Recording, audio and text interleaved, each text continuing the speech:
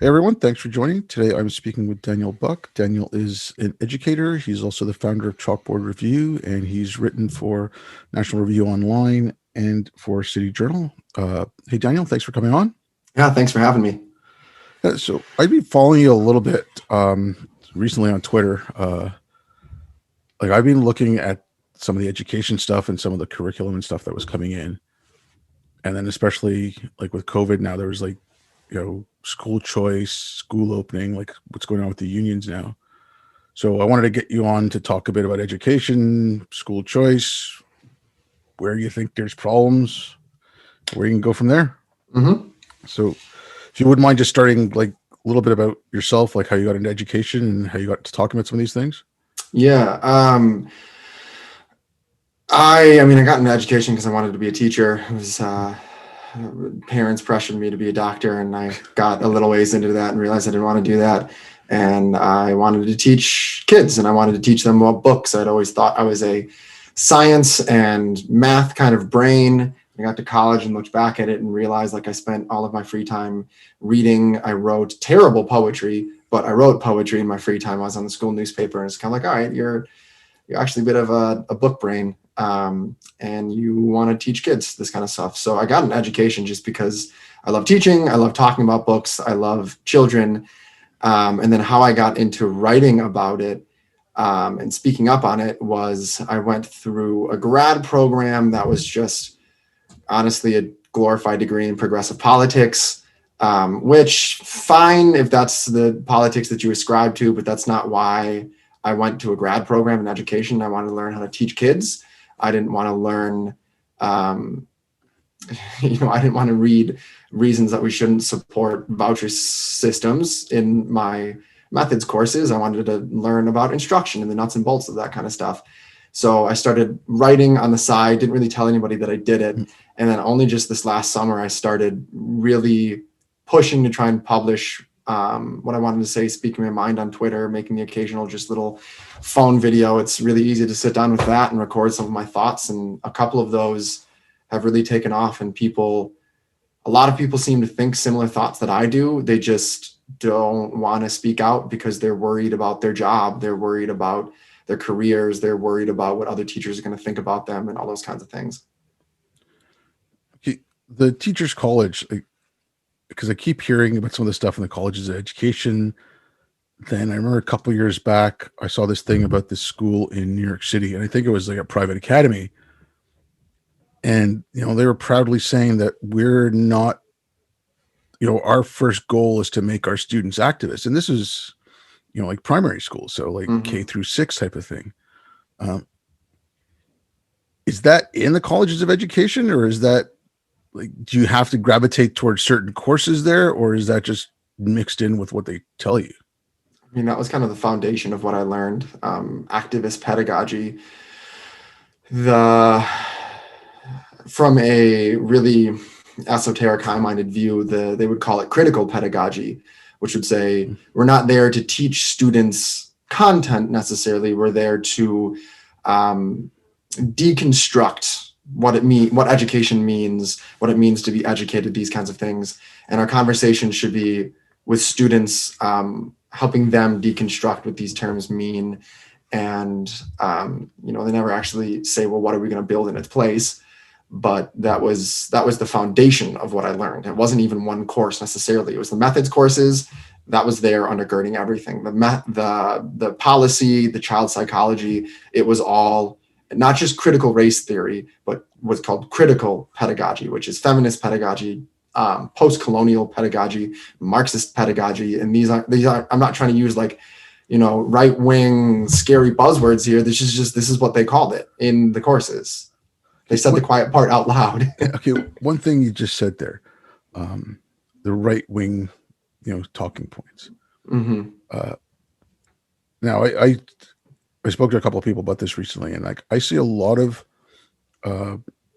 similarities between the discussions around Islam and the discussions around this stuff. And my discussions around Islam going back to after 9/11, and then you had Sam Harris and Hitchens and all those people talking about Islam to some extent. But as soon as you said something, it's like, oh, that's a right-wing talking point. It was a way to silence you. You know, like especially someone like Ayan Hirsi Ali. She was one of the first ex-Muslims, like recently, to speak out that publicly. Oh, she's gone on Fox. It's a right-wing talking point. She's just talking right-wing stuff, and it's the same stuff here. I mean, as far as critical theory, no, I haven't read any of it except for a couple of papers because it's really dense. Um, but the people who are criticizing it, that's most of the people I see are coming from the left. But you still see the same kind of attack. It's just it's the same thing. It's a way to shut you up. Like I so mean, yeah, I get that a lot, being told, well, I'm only saying these things because I want to get on Fox, or I'm only saying these things because I'm in the pocket of some think tank, which freelancing, surprise, surprise, pays absolutely nothing. Or when it does, very, very, very, very little. And that's few and far between. Most places, if you're sharing your opinion, they're not going to pay you for it because everyone wants to share their opinion. And honestly, getting on Fox isn't like the getting notoriety is a double-sided coin, because I mean, it's fun. Don't get me wrong. Having people be like your posts and everything, but it's also really stressful because you get a lot of vitriol thrown at you. Like, you get called a lot of mean, nasty names, and most of it, 95% of it, you can just shrug off. But every once in a while, it's somebody that you like or somebody that you know. And anybody that says, oh, well, these comments never get under my skin. Like, yeah, right. I don't believe it. yeah, no, but yeah, no.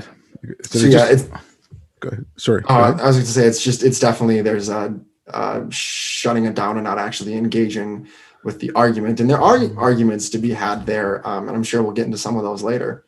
But because I see you post quite a bit about, like you mentioned, reading, and but I see you post quite a bit about Shakespeare. Mm-hmm. I was lucky. Okay, so the school system in Quebec is slightly different. High school is from grade 7 to 11, and then you have like junior college, then university. So it's the same number of years, but they break it up differently. Our high school, we were lucky. We had this. Apparently, he was a really well-known drama teacher in Canada. Like, he used to go to the Stratford Festival here, in Ontario. He was known there. He was like apparently one of the best directors for kids. We did a Shakespeare play, or he put on a Shakespeare play, like the drama club or whatever, every year, and that's the play we studied in English. Now, yeah, obviously, not every kid's going to like it, but because it was a play that we were going to be seeing, and we were engaging with it that way, for the most part, everyone, like, the lowest scale I'd say would be tolerated, but most people enjoyed it, and some of us got really into it. I mean, like when you see this push to get rid of things like Shakespeare, or get rid of, well, Huck Finn's always on the chopping block, and so is To Kill a Mockingbird. Like, how do you feel about that? Like, when do you see that coming? Like, especially when I see it coming from educators, that's where it freaks me out. Like, yeah, it frustrates me. I don't know, because a lot of people are like, "Oh, Shakespeare's so boring." I'm like, "Well, was Shakespeare boring, or was your teacher boring?" Because when I teach Shakespeare, my kids are right now like discussing among themselves what play they want to read next year, and they're giving the recommendations, because I teach in a middle school, very small one, so I teach them 6th, 7th, and 8th. So they're like really excited about what Shakespeare we're going to learn and read next year. They were circled up in a little corner, not in a corner, but like it was, the 2 minutes before class ended, we had finished early. I let them just pack up and chat, and half the class circled up, and they were reciting lines together at Foursquare outside. They're reciting these lines together. Like, Shakespeare is so, I'm clapping my hands, you can't see it off screen. Shakespeare is so engaging. I mean, Romeo and Juliet is about murder, young love, family conflict, not back in the day, inter-family wars. Modern day, it was kind of like gang fights almost. And I've taught in very, very, very privileged private schools and poor, diverse public schools, and kids connect with these books in either school, and it has much more to do with the teacher, honestly, than the book itself. man, I can go on about all of the things that Shakespeare has to offer. That's just a bit of it.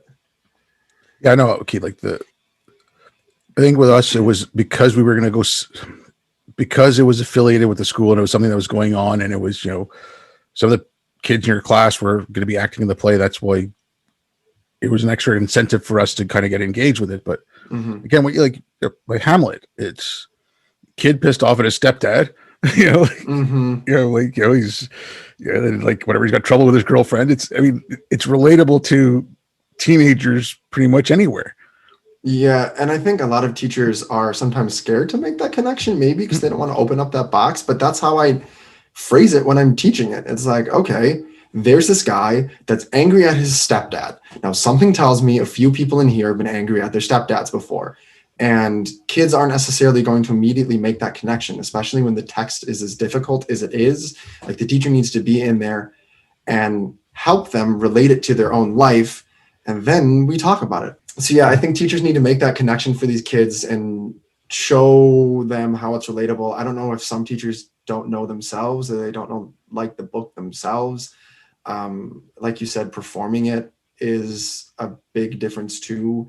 And this is more like instructional questions, not so much like the politics of teaching. But if you're reading Shakespeare, show it. If you're reading Shakespeare, have kids volunteer, stand up. My final project this year was they had to pick a scene with some friends and perform it, and they recorded it, and they got really into it and got background music and all of this kind of stuff. And it was so much fun to do. And it just breaks my heart when I see kids that don't like Shakespeare or teachers that are hating on Shakespeare, because it just is so rich for quality instruction and learning. Yeah, no, like I'm not going to argue with that there. But when you mentioned the politics, so like getting into that, if you're at a district school, like a district public school, how much leeway do you have? Like if you're given a curriculum, like, do you have some leeway in saying, okay, you know what? Like, do they give you a choice of 3 books, or they say you have to do this book this year, and then, or like, can you play around with it a little bit, or do you have to be sticking to it like to the letter type of thing? Yeah, I mean, that really depends school to school. In my experience, the expectations that you stick to it. How much accountability was actually there is a different question. So teachers would kind of follow the rough outline. If they were supposed to read Romeo and Juliet, they would read Romeo and Juliet. If they were supposed to do a choice unit, they would do a choice unit. But some teachers just kind of went their own way, and there wasn't any accountability there. So if a teacher wanted to do something completely different, sometimes the administration might not even know. At other times, they might get a finger wag, but nothing would really happen after that. So like I said, it depends school to school, depends classroom to classroom. In my own, it was a bit of both, where there was an expectation, but then teachers chose to have some creative freedom, even if they weren't supposed to. Okay, but it's, trying to think where it was. There's a couple of places where I think it was in Tennessee. It was some Catholic school board. They banned Harry Potter. Mm-hmm. Now, if a teacher in that school board taught a Harry Potter book or brought it up, like, are they going to expect some kind of punishment or something? Or, I mean, at a private school, there's probably going to be more ability for there to be punishment, just because the teachers aren't unionized. At a public school, I don't know. Again, I can speak to my own experience. I also think there's, if you're talking about that, some of the more outlandish stories that you've seen recently, the Dalton School in Manhattan, or these schools that Chris Rufo at City Journal, I think he's at, is doing really good reporting on this, just kind of finding some of the most outlandish examples of progressive propaganda passing as instruction in school. I mean, at these schools, I would imagine that the pressure morally to go along everyone would, just because there's a lot of peer pressure. I mean, it's like any job. Teachers kind of know what's going on in each other's classrooms, and the expectation is there. but it's not okay. Like, I'm really worried about that because I see that spreading pretty much everywhere. Mm-hmm. And And I mean, I realize you got to take certain things with like I read about 46 districts in Texas taking up a BLM curriculum, but Mm-hmm. if you look at the number of districts in Texas, I mean, it's not it's not a huge percentage. But on the other side of it as well, like bringing up Texas, it was Texas, and these are only ones that I remember reading about: Texas, Mississippi, Missouri, and maybe Tennessee as well, where they were downplaying Jim Crow, downplaying slavery. Like you had stuff, and this was up until like 2018. So I mean, you had stuff on the other end as well. Mm-hmm. Like it's right now the progressive stuff is ascending, and you see a lot more in a lot of places. And I think that is going to do a lot more harm. But you still had some of this other stuff coming from the other side, and Yeah, so I teach a unit on the Harlem Renaissance, and we talk about Jim Crow and the grittier, nastier, darker parts of American history. And I've had students tell me before, like, "Oh, I didn't know it was that bad. I thought it was just kind of people were in separate places, and like that obviously wasn't a good thing, but it was just like, they were happy in their separate places." That's a bit an oversimplification of what the student said to me. But I mean, yeah, I've definitely had occurrences and experience like you're talking about stuff on the other side where it's like, okay, but we also need to talk about the darker parts of American history. But sorry, I cut you off from making a bigger point. no, that's what I was kind of getting at. Like it's as much as I'm opposed to all this other stuff, and I'm going to speak out against it because I think, like I said, I think that's a bigger problem. I don't want, like what let's just say, just go back to the Texas thing, the 56 or 46 districts that are doing the BLM curriculum now. And that's an overcorrection from the other thing. Mm-hmm. Now, I don't want another overcorrection going back, in the opposite direction. Like you said, like teach the history, teach the good and the bad, show the progress that's being made, and show why the progress has been made. And I don't understand why that's so controversial to say that, okay, yeah, this country did some shitty things. Here's why. And Mm-hmm. here, but these were the ideals, and we slowly decided to start living up to them. I mean, like, I don't know why that's so controversial. There are two ways I can think of going with that. One, why is it controversial? I think a lot of people now think that our founding ideals are controversial. I've heard people say, professors say, the Constitution was a pro-slavery document, and it was created to perpetuate the system, which it wasn't. If you look, I read the Federalist Papers, and if you look at them, I think it was Hamilton says, we're going to accept something that we don't like, the 3/5 compromise, to pass this Constitution, and we know that it is completely antithetical to slavery, these ideals of liberty. And so over the course of time, this document, the Constitution, is going to eradicate this. It's not moral evil, isn't what he calls it. It's one of the framers of the Constitution is saying we're going to pass this thing to get rid of slavery. So there's that way to go with it, where some people think that our founding ideals are controversial and that they are wrong. And I think that's just a misunderstanding of American ideals. The other controversy is who makes the decision about what we teach. There's the push by a lot in the media, by the New York Times, to teach these critical race theory ideas of history, narratives of history. And then there's a counter push, well, we need a patriotic curriculum. And we're going to craft a patriotic curriculum at the federal level to teach American ideals and all these kinds of things. And if you ask me, this gets then to the question of school choice, which is, I don't necessarily mind if one school has the 1619 project curriculum and another school has the patriotic curriculum. What if we have two schools that do one of each, and one teaches the actual just facts of the history, and then let parents decide? And something tells me neither of these ideological camps are going to actually get the test scores. Neither of them are going to have a successful education, but it's the people that are returning to, let's just teach the facts, let's teach the history, let's read good books. These schools are going to start to succeed, that are doing away with all of these culture war stupid fights. These schools are going to start to succeed, and then people are going to flock to them. And then these other schools that are losing students then are pressured to change their ways or else have to shut down. So that kind of, and then again, that's getting to the school choice issue. But I mean, okay, like I don't want the government pushing down like the Trump 1776 thing that he had. Mm-hmm. Didn't like it. But one thing that kind of bothered me about that, okay, like I'm in Canada, so I really don't have a dog in the fight. I just think it's insane. Mm-hmm. But his thing was, I don't like the way it was written, but the 1776 Unites project, which is completely separate, has nothing to do with what Trump did, but it was actually, that was a bunch of black scholars who said, you know what, 1619 project is, we think it's false. We think it's wrong.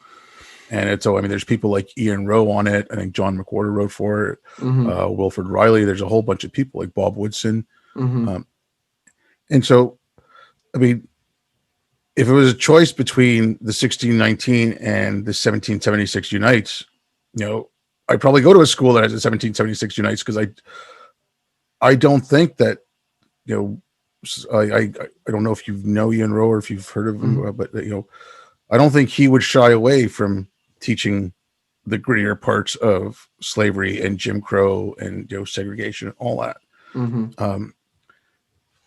But again, because I'm seeing it in Canada as well, where it's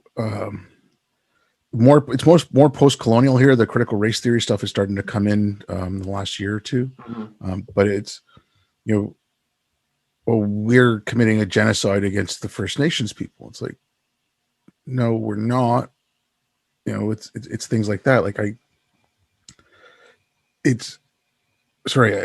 rambling here a bit, but ramble away. Yeah, the civics stuff. Again, I was looking into this. I think there's 2 states that only require civics as a only have civics as a requirement to graduate. There's only 2. The rest of it got mixed into social science or something like that. I could be completely wrong about that, but that's what I remember seeing. Like when you mentioned kids not knowing history, but if they're not learning proper civics, if they're not learning, not just your rights, but also your obligations as a citizen. I mean, how do you expect them to learn history? Yeah, I think curriculum is a huge part of this debate that is missed out on, at least in American education circles. American education debates are much more about funding and school choice in the systems. I see a lot more of this at the UK, honestly. At least on Twitter, I engage with like UK teacher Twitter a lot, and they're arguing much more about like, well, what should our classes be? What should our curriculum be? They're also a much smaller country, which makes it easier. But this idea that, well, should students design their curriculum or should teachers design their curriculum? And that might kind of get to it, where we should require a civics class. We should require a class that teaches World War II, that, in America, that reads our founding documents, that learns about the Revolution and reads the Constitution and reads the Bill of Rights. And these are things that every kid should learn. This idea that every kid, there's this base of knowledge that people ought to know, was kind of broadly accepted until John Dewey. In the early 1900s, he was an educational philosopher that said, well, there's no content that's worth learning in and of itself. It's all about, skills and centering around what the kids want to learn. And I just reject that idea, because like you said, there are some things we need to know. Like, how can we have a functioning society if in America, I don't remember the exact number, it's something like 25% of people can't name a single branch of the US government. How can you make a smart voting decision or have a valid conversation about politics or read New York Times and understand it if you don't know the basics of the government? So there's this idea that, there are things that people ought to know, and that's controversial to say nowadays, but we need to push that and advance that idea and make that argument and look at the schools that are doing that and are succeeding because of it. You've mentioned school choice a couple of times here, and like that, I've spoken to a couple of people about that as well. Now, okay, I was lucky growing up here. My parents came to Canada. We moved to Montreal, and it was just before a law passed that if your parents hadn't gone to an English school, you couldn't go to an English school. So I would have had to go into a French school. And we came over here from India. I spoke English, didn't speak French. So it would have been kind of difficult right at the very start. But with that too, we had choice of, any school in the public system pretty much. Mm-hmm. And from kindergarten to grade 6, a couple of times it was because I moved, but I went to 8 different schools. And it was just because, no, it was my mom. I heard this school is really good. I'm going to send you there. And then it's like, I heard this school is even better. I'm going to send you there. Like, yeah, I've had students like that jump around from school to school to school and are only at one each year. And they're like looking out for something better. Yeah. Okay, but that's, like I said, that was my mom. But I'm saying that's a little excessive. But she had the choice. Mm-hmm.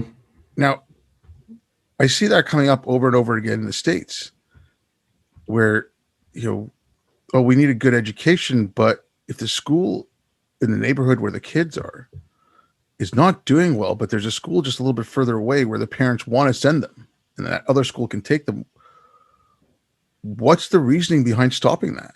Like, why, shouldn't parents have the right to choose where to send their kids? Like, or at least start at, get a shot at sending them somewhere if there's a waiting list or something? Or? Yeah, I think the argument against it. So we have school A and school B.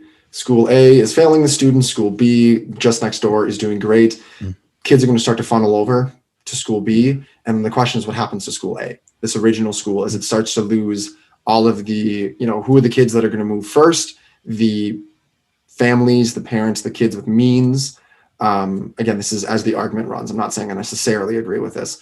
But they would say, well, all of the most affluent, the most privileged kids are going to leaving behind the least privileged kids, leaving behind the worst teachers, and then school A is just going to become even worse than it was before. It's sort of a risk, but that it misunderstands the system. What the school choice rejoinder response to that is, well, there are a few different scenarios the way the system would cope with that problem. School B, as it continues, the one that's succeeding continues to get more students. That means it also gets more funds and can expand space, can cope with more students, can hire more staff. If they're doing well enough, like added an addition onto the school. We look at, there are systems of charters like Uncommon Schools that just like keep building new schools because people keep flocking to them and people want them. So they expand and more options open, more and more space opens at these schools that are succeeding. So school B can expand. School A will be pressured to actually change its teaching. It's, I've been in schools that have adopted a lot of really bad instruction, a lot of really bad pedagogy, and it's all based in ideology, and they just keep doing it because even if they're failing, they keep getting public monies, and it's a monopoly, and they're never actually pressured to change. But if they start losing students and then they start losing money, their bottom line is threatened. And for better or for worse, people's money influences behavior. We can pretend like it doesn't, but it does. And once that school's bottom line is actually threatened, they're going to start to adopt best practices, what actually works, not just necessarily what aligns with their own ideology. So that's kind of like two answers to that idea of, well, why not school choice? Yep. Okay. Like, so Thomas Sowell's latest book, Charter Schools and Their Enemies. Mm-hmm. Haven't read it, but it's on my list. Yeah. And then I also, like I said, I recently spoke with Ian Rowe, and they both mentioned the same thing. Like Ian Rowe, he said that he actually had charter schools in the Bronx, that they were in the same physical building as a district public school. Mm-hmm. And so they were getting the same population, same everything. Like, like the students are pretty much the same, and it's the same building. The charter school would do, it's in the top of the city. The district school is at the bottom of the city. Like, as far as standings go. When you're looking at something like that, I mean, that's kind of hard to dispute. Well, shouldn't school A then kind of switch to the same model as school B? I mean, I understand there's unions and I understand budgeting things. I've worked for governments. I understand some of those problems, but it doesn't take a genius to see that, okay, look, it's in the same building. It's the same kids. everything is the same, but they're trying something and it's working. Yeah, So, I think a lot of that honestly comes back to ideology. I don't know if that's an overly simplistic or uh, a poor explanation of it, but Michaela School in London, have you heard of it? yeah, I've spoken Yeah. with Catherine. Oh, yeah, yeah, you mentioned that. Mm-hmm. Incredibly successful, Mm-hmm. but people don't follow it because they think her methods are authoritarian. You know, there's I'm reading the latest book that their school put out, The Power of Culture. I don't have it next to me. I said show it, give a little book sales. Not for me. I don't make money off of it. But they're very adamant about teacher authority. And people don't like that because, oh, well, telling kids what to do is oppressive. Giving them consequences doesn't actually change their behavior. Very Rousseauian ideas of like, oh, we're all just perfect, and if society were just perfect, then everyone would be perfect. And I mean, that's just not the case. It's a false understanding of human nature, and people don't want to change their ways because someone like Catherine has a very different understanding of human nature, of what education ought to be, of what is worth teaching and learning. And people don't want to change their minds. They don't want to see what's working and accept that because it touches on so many of their first principles that they disagree with. Then you said like people don't want to copy what's working, but now it seems like they want to dismantle what's working. Like what's going on with the Thomas Jefferson High in West Virginia, and in all these like elite schools, or I don't know if they're going to do it. Like I know they're also doing it to private or public schools as well, but they want to put in a lottery system. They want to get rid of grading, like this kind of stuff. I mean, if kids aren't, like again, looking at some of the statistics, I could be wrong about some of these, so correct me, please. Like, I think Buffalo, it's only like 20% can read at grade level. I think the one I saw for grade 12, like the recent survey was like 36% of kids in the country in grade 12 can only read it, can read at grade level. Like, when you have things like that, I mean, getting rid of the grading system, getting rid of you're just burying your head in the sand. You're not fixing anything. Like, doesn't anyone? Again, I got to wonder about teachers not speaking up. And I mean, I don't want to, I know it's not just teachers, and I don't want to I'm not trying to shit on teachers or anything here, but it just like there's got to be something. Like, it's just I don't understand why it's just passing through so quickly. And I know the ideology behind some of this, but it's still. There's got to be a couple of old school teachers who are like, come on, this is just, this is not good. Well, this gets back to where we started this conversation with the critical theory in universities. I was told that we overly worship the written word. And so, we put an overemphasis on reading. Like, I can't, like, it's just so ridiculous. It's so ridiculous. So we worship the written word, or they question, well, how much do standardized tests actually measure, right? So even if Michaela School or Uncommon is succeeding on the standardized tests, well, the standardized tests are racist. They don't actually measure anything, so we can't rely on them. They want to, the same critics of Uncommon Schools or Michaela want to use these same standardized tests to decry the disparities in the system, right? The differences in who, like, whites have a much higher literacy rate than African Americans. And yeah, that's an injustice. Great. But like, we can't use the standardized tests to decry this disparity and then not celebrate the schools that are fixing it and equalizing it. But what about, Asian, like South and East Asians? I mean, they're doing, on like the SATs and all that, they do much better than whites. So, I mean, like, that's a really weird white supremacist system. And okay, that thing, like I saw there was a Smithsonian but they took it down, but there's a workshop in New York City. It was an online workshop about getting rid of white supremacy culture in schools. And that was some of the stuff like objectivity, love of the written word, professionalism. I'm like, hey, I'm brown. That insults the hell out of me. I'm sorry. Like, I keep ranting about this. The numbers we use are called Arabic numerals because the Arabs stole them from India. I mean, Mm-hmm. the concept of zero comes from there. I put this up the other day. There's a quote from Plato about Egypt talking about like mathematics, and he's saying, he's talking about how kids in Egypt were like human beings compared to the pigs in Greece because the pigs in Greece couldn't count, and and so I mean, to call this like white supremacy and okay, I did a lot of work overseas, and like I said, I was born in India. I go back there. If you go, I'm not talking about like professional meetings, and I'm not talking about um, schools and things like that. But if you're getting some work done, and someone's going to come by and um, fix your cable, like here they say, we'll come there between 8 and noon, right? Mm-hmm. They're like, yeah, we'll be there Friday morning, and then they'll show up like Sunday afternoon, Mm-hmm. and that's kind of a given, and you just kind of deal with it because all kinds of stuff happens, and there's bribes, and there's all kinds of other crap. So people Mm-hmm. just kind of deal with it. But to say that, okay, well, that's, punctuality is a white thing, and don't expect, be culturally sensitive and don't penalize kids because they don't hand it on time. I mean, that's a racist trope that you're saying like non-white people are lazy. I mean, that's Mm-hmm. basically all it is. It's just Mm-hmm. dressed up in nice words. Like, Mm-hmm.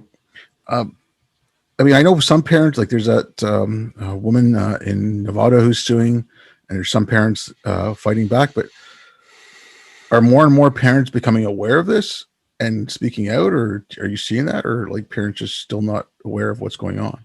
I think more parents are getting an eye on it.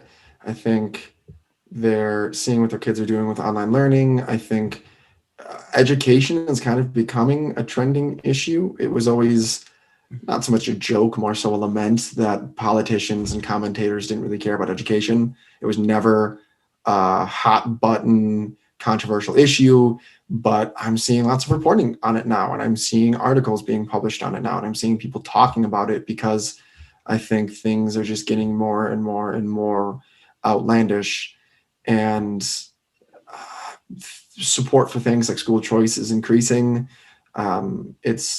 People are, it's at the beginning, Mhm. but people are starting to take notice. What about the openings now? Like, because I mean, we've got, okay, I don't have kids, but as far as I know, schools are open here. And Mm-hmm. I think it varies province to province. Mm-hmm. But when you have the CDC saying, there's no problem with school opening, I mean, you've got schools open other parts of the world. Why are unions kind of hesitant to open the schools? Because I don't know. I don't know. I I mean, honestly don't know. I wrote a piece on this for National Review, and I tried to find a counter argument. Right, when I'm any piece I'm writing, I read the counter argument. I have a bookcase full of books on progressive pedagogy that I've read, because if I'm going to be spending my commentary side career dunking on progressive pedagogy, I need to understand it. Right.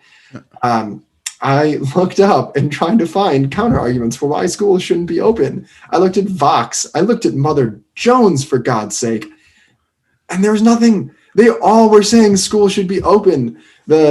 What's coming from the teachers unions is they want teachers vaccinated before we return. Or you'll hear how many teachers need to die before schools close back down again. And it's very pathos laden rhetoric. And it's fear mongering of sorts. And but just the science just doesn't support it. And I get it. I understand COVID is a really scary disease. And if there weren't any trade-offs, I would say fine, leave schools closed, play it safe. You know, but one, the science shows that schools are not a big contributor to community-wide spread of COVID. Two, they've been tracking it, and the rate of COVID being passed from students to teachers is minuscule. It is so small, it is so itty bitty.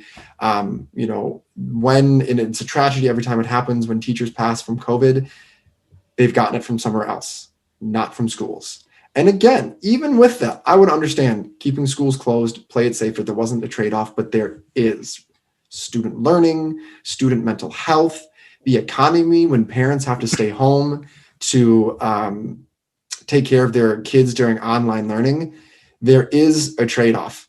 And so there is a counter argument there, but it just doesn't hold up, and it relies completely on pathos, on emotion. And like, here's where again school choice might come in handy if you had that choice. Because I read about one woman, I think she moved her family from California to Colorado so she could send her kids back to school. And I mean, okay, not everyone has the luxury to be able to go from one state to the other, but if you had a couple of different schools in your neighborhood and some were open, some were closed, and you had the choice, I mean, and I've been careful to say that, and I'm glad you bring it up. I've been careful to say that when I've written on this, where I'm never going to say everyone should do A or everyone should do B, especially in a country of 300 million people. That's massive with 50 different states. But I just want parents to have a choice, right? There could be 2 schools in this local district, and one high school opens, one high school stays online, or until everyone's vaccinated, people can choose to go in person and sign up for classes with teachers that are in person, or stay home, be hybrid, all of these kinds of things. I just want people to have a choice to make their own determination, to look at the facts, to look at their own, what risk factors do they have? Who do they know? Who are they in contact with? What do they feel safe doing? And just to have their own choice. Okay. And I mean, I agree with that. Like, I'm sure there's some kids that are doing better, like their parents at home, the parents are helping, they're doing online learning, and they might be actually doing better than they were in school for some reason. And obviously, like I said, following this a little bit and just reading more and more about, kids are losing a year, the rates of reading and like mathematics and all that was all dropping. And it's just like, okay, so are you going to, if kids are that far behind, you're gonna have them redo a year anyways. Like, I mean, I don't see how you can not, like, I don't see how you can just pass them without making sure that they know what they're supposed to be doing. But again, it's that choice. Like,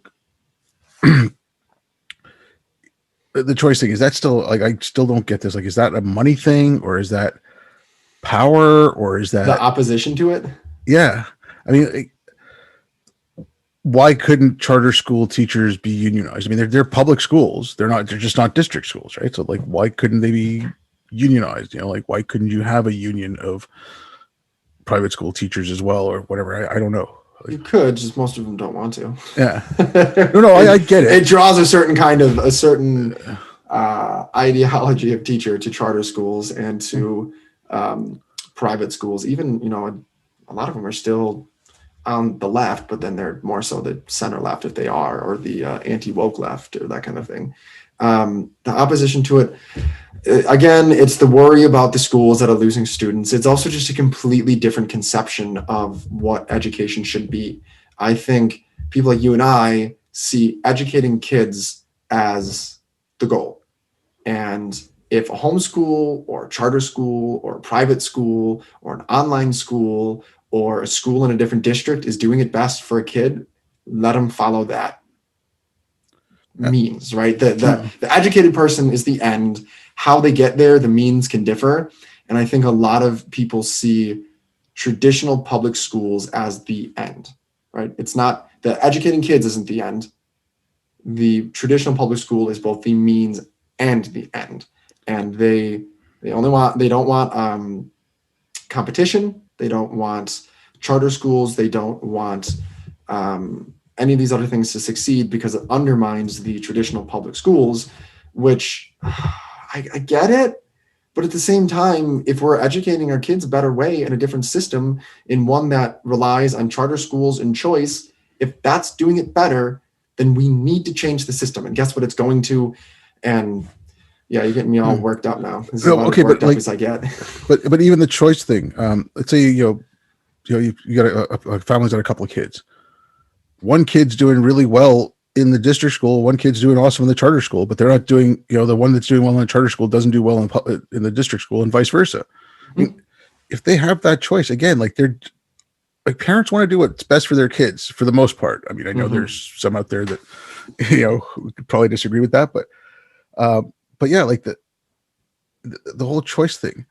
But like, I don't want to keep you too much longer, but I want to ask you one last thing about like the schools and the choice and the education right here. What about like vocational stuff? I mean, so I went through high school in the 80s and I started college in the late 80s. But even back then you had that big push for go to college, go to college, go to college. I had woodshop in high school. We were supposed to take a couple of electives. So I mean, I took things like that, but you still had some of those courses. You didn't have shop like car repair or anything like that, but you still had like wood shop and things. But why not stress? Like when did it happen that carpentry is lesser work than a philosophy professor at a university? Like it's Yeah. you're providing a good service. It's it's skilled labor. It's I mean, you can teach when you're teaching a kid carpentry, you can teach that kid math. I mean, he needs to know math, or she needs to know math to work as a carpenter. Like when is that even a discussion at any points? Like bringing some of that stuff back, because college isn't for everyone. I have friends who are all in trades, and some of them are better read than my friends who have like bachelors and masters, because they went to school and they stopped and that's it. Well, yeah, because they went to school and they didn't actually. I've been to college, and a lot of those kids don't do those readings. They're busy doing other things. They're not learning anything. Exactly. But I mean, like, why isn't that an option anymore? Like, because there are so many competing theories of schools and education and what they ought to be. And so many public schools are this hodgepodge of all of them. So you kind of have like this classical learning, which is like, we're going to teach the kids, we're going to teach the future aristocrats. We're going to teach them the Shakespeare, the Plutarch, the grammar, the rhetoric, the logic, the handwriting. You get these, what we might call like project-based learning, where we're going to let the kids design their own curriculum, and everyone's going to wear ankle bracelets. And I'm both poking fun at all of these people as I'm doing it. And then you get like the vocational school, like whatever books I need to learn. I need to learn my math and my reading. And then I want to pick up a hammer and learn how to build something practical with my hands. And these are like three very different ideas about what school should be. And these three ideas are fighting over, well, what are the public schools going to be? And none of them's really winning out. And so they're just a hodgepodge of all three. And that's, again, it comes back to school choice. It's like, why can't we have all three of those in a district? Why couldn't we have a classical school, a Montessori school, and a vocational school? And once kids get to high school, they can pick which one they want to go to. Yeah, but I mean, the choice for the schools, I get that. But I mean, the idea that you have to go to college. Like, yeah, no, I see where you're going. Like, I mean, again, carpenter, plumber, any of the trades. I mean, you make good money. You're not stuck with whatever, a couple $100,000 in debt if you go to an Ivy League. I mean, why? I don't know. I don't see why that's like why those careers are looked down upon in the education system as well. I mean, they shouldn't be. Yeah, no, I mean, I agree with you completely. I have a master's degree in education, but I can't change oil in my car. And the person who is who comes in and changes out light fixtures or power sockets, or redoes a bathroom for somebody, like, they are doing probably more good for this world than a lot of academics sitting in their ivory tower sipping their espresso and pushing their glasses. And I say that as somebody like, the end goal for me is to kind of be a professor in an ivory tower, but that's like, there needs to be a certain amount of modesty that goes with that. And society needs, I'm going to pull an analogy from the Bible at this point, but like the human body needs fingers and a nose and the eye and arms and shoulders and bones and everything. And it can't function unless it has all of these. And the hand isn't more important than the nose, isn't more important than the aorta. And when we have society, we do need the people with their glasses up in the ivory towers. And then we also need the people that are like building the actual buildings of society. How we get back to that understanding of knowledge and society, I don't know. Your guess is as best as mine. Like you're preaching to the choir right now, though. But I mean, like, okay, certain things I can understand. If you can automate garbage collection, yeah, fine. I don't think anyone aspires to be a garbage man. Like, I really don't. Like, okay, that, but even like the working with the hands, I still think it would be good. Okay, I work in IT. I did really well academically. I was a horrible student. I got good marks. I was a really bad student, but I got decent marks, so I had a good memory. But but I like woodworking. I like doing stuff with my hands. And you even if you are academically sound, good or whatever, if you're an egghead or a nerd or whatever they call the kids these days, learn how to, like I said, learn how to fix a motor, or learn how to build something, do something with your hands, take an art class, do something other than your academic teachings. I mean, and same thing for like someone who wants to go into vocational school. Read Shakespeare, read Mark Twain, read Melville. And when you mentioned the Harlem Renaissance, like read, Baldwin if you want. Like I again, with the choice, the kids should have the choice. Okay, I want to go into vocational school, but I'd like to take an occasional class where I'm enriching myself in some other way. And to me, that's okay. You're going to get a much better person. You're going to get a much better society. And like, you're going to give people more commonalities. They can at least talk to each other about similar things that, like, again, I don't know. I don't study this stuff. I just read about it and rant. So I don't know. I don't get it. Like, I just don't get that. Yeah. And I think that's also, it's a personal decision too. Like you said, somebody that's working in a trade deciding to pick up Melville or Shakespeare and realizing that great books do enrich our life. And I am an amateur woodworker myself, and I'm not any good at it, but like going outside to my garage, at least when it's warm out, I live in Wisconsin, so sometimes it's, -30, and I'm not going to go out in my garage when it's -30, but over the summer going out there and using my circular saw and making measures and building a bookcase or a planter box or I haven't built a table yet. That's next up. So I won't say building a table to build a table. But doing that has enriched my life too and taught me a lot. Taught me how to slow down, taught me how to be precise and do it right the first time. Taught me to protect my fingers and eyes because they're going to get chopped off if I don't. And yeah, that well-rounded education. But I mean, even if I think people, so I kind of fall more into the classical education camp of things. But if you read Aristotle, if you read Plato, they say that these people should practice gymnastics and go out into the world so they're not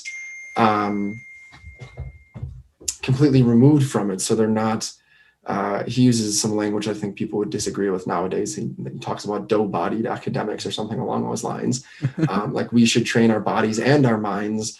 We should read great books and build bookcases. And a robust understanding of what it means to be educated, I do think would involve both of those camps, working with your hands, working with your minds. I mean, we are made up of bodies and minds, so we should train both of them. So again, you're preaching to the choir right now. I completely agree with you. Like in my high schools and stuff, like when I went, we had elective courses. So, 1 year, a couple of years I took woodworking. 1 year I took AV. It was just, I mean, I had to make a 1 minute claymation movie. I mean, and when at the start of the year, he's like, okay, you're gonna have this done by the end of the year. We're all laughing, like, hey, what's a 1 minute movie? How long do you think it's gonna take? And then you start doing the claymation. It's like, oh my God. But again, these are cool little things. They're fun. You learn something else. I mean, that's still like, I just shake my head. An education system that kind of shies away from types of learning. And I'm like, no, just, boggles the mind. Anyways, look, like I said, I don't want to keep you too much longer. If you got any last words you want to say about any of this stuff, go ahead, let people know where they can get a hold of you, and you can go for. I mean, I feel like we've covered a lot, so I don't have anything to add to the conversation. You can follow me at Twitter at Mr. Daniel Buck, because all the other iterations of Daniel Buck were taken. But there you'll find the writing that I do. I started a little publication called the Chalkboard Review to publish some of these ideas in education that don't get talked about as much, that don't get the credence at universities or among unions, to try and give a voice to these other teachers that are thinking these kinds of thoughts in their heads and don't know where to go to read them. So again, Mr. Daniel Buck or the Chalkboard Review. But you'll find everything that I write. You find the memes that I make, the tweets that I publish, the arguments that I get in, all on Twitter. I'm not on Facebook. I'm not on anything else because one, social media is addicting enough. That's pretty much it. Right. Well, thanks a lot. Yeah, thanks for having me on. I enjoyed this. You made me think about some new things I'm going to have to go think about now when I walk my dog after this. Like, oh, you got a good point. I got to think about that now. Well, thanks a lot again, Daniel, and thank you everyone for listening.